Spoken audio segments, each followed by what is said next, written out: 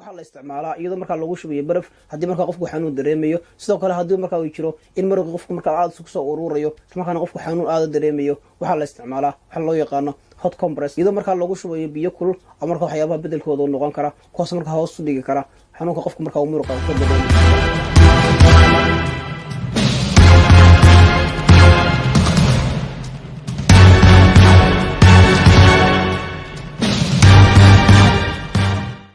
السلام عليكم ورحمة الله وبركاته. كل وعنا ونفس الملك سدوني كجوتان ومركل برانشدنا عافيمادك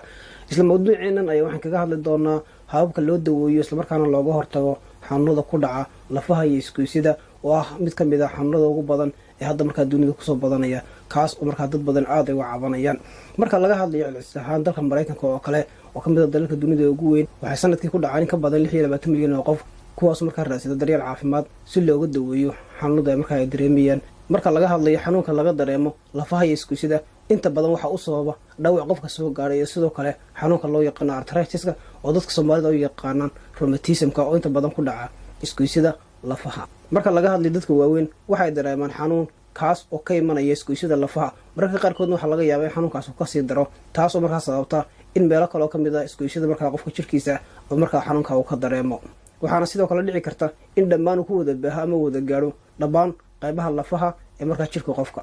sidoo kale waxa dhici karta in qofku xanuunka uu ka dareemo inflammation ku ah bararkii seedihii carjawdii lafihii iyo murqihii oo kale xanuunka marka qofku dareemayo ayaa laga yaabaa in ku hor istaago shaqooyinkiisa marka hawl maalmeedka ah taas marka keeni karta in qofku aanu qaban haba yaraatee wax shaqo taasina marka waxay caqabad ku noqon kartaa qofka noloshiisa waana sababta aan uga hadlayno mawduuceenan si marka aan hoos ugu dhigno ama u daweyno xanuunada qofka marka uu ka dareemayo iskuysida iyo sidoo kale lafaha haddaba halkan waxaan kaga hadlaynaa 8 hab oo qofka soo gurigiisa jooga uu isaga daweyn karo xanuunada laga dareemo iskuysida iyo sidoo kale lafaha